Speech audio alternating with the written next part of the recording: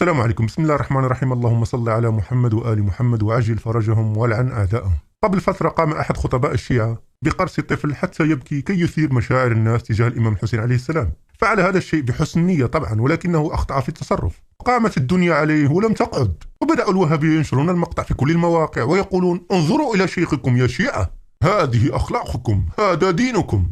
ومنهم من قال أنه سيترك التشيع، الله أكبر. وإذا بهم قبل أيام ألقوا القبض على شيخهم ومؤذن وموظف الوقف السني في الرمادي بارتكابه جريمة اغتصاب الأطفال عبر دورات تحفيظ القرآن الكريم. فلا حول ولا قوة إلا بالله. ولم نرى هؤلاء الوهابية الذين كانوا يصيحون فرحا بسبب قصة الشيخ الشيعي. أين أنتم مما فعله شيخكم هذا؟ هل هكذا يعلمهم القرآن؟ أليست هذه فضيحة؟ هذا المجرم اسمه حكمة رجب، وهذه صورته. كان يعلم الأطفال القرآن الكريم على طريقته طبعا. فتم إلقاء القبض عليه وصدور الحكم المؤبد مدى الحياة مرتين في حقه. وهذه الوثيقة، شاهدوا معي. تقول الوثيقة: جمهورية العراق، مجلس القضاء الأعلى، محكمة جنايات الأنبار. حكمت المحكمة على المجرم حكمة رجب عبد الله محمد العاني بالسجن مدى الحياة، وذلك عن جريمة اللواط بالمجني عليه الطفل. حجبت اسم الطفل حفاظا على كرامته. أيضا حكمت المحكمة على المجرم، نفس المجرم، بالسجن مدى الحياة، وذلك عن جريمة اللواط بالمجني عليه الطفل، واسمه أيضا حجبته. الآن سيقول الوهابية: هذا الشخص يمثل نفسه وهذا الفعل فردي. طيب، فلماذا إذا صحتم ونبحتم وعممتم ما فعله الخطيب الشيعي حين قرص الطفل؟ لماذا لم تقولوا أن هذا الفعل فردي وهو خطأ منه؟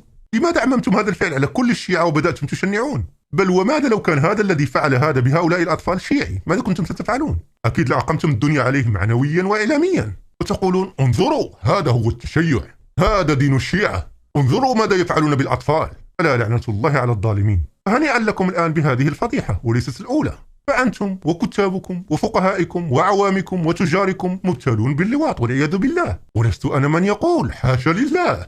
القائل هو ابن كثير. لاحظوا اسمه ابن كثير. اقرأوا معي ماذا قال ابن كثير.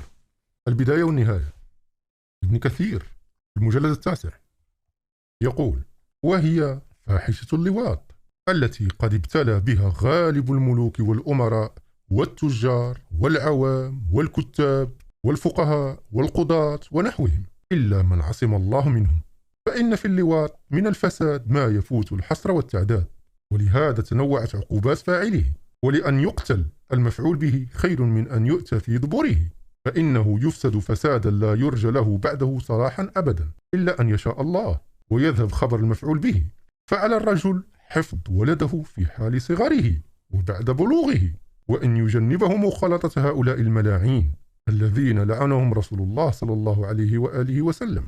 عليكم من اليوم يا وهابية أن تبعدوا أطفالكم من هؤلاء المشايخ والمحاورين والكتاب والتجار إلى آخره، لأنكم قد ابتليتم بعمل قوم لوط والعياذ بالله. نسأل الله السلامة والعافية.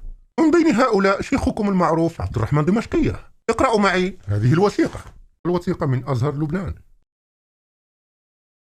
قررت إدارة أزهر لبنان في بيروت طرد عبد الرحمن محمد سعيد دمشقية، الطالب في أزهر لبنان الكلية الشريعة الإسلامية لهذه السنة، وذلك بسبب ما ثبت عليه من أمور منافية للأخلاق، استنادا على إفادة اللجنة المشرفة على القضية. الحذر الحذر يا وهابية من هؤلاء. ولا ننسى شيخهم عدنان العرعور الذي هو أيضا له تاريخ مشرق في هذا المجال. على ما يبدو القوم أبناء القوم. والسلام عليكم.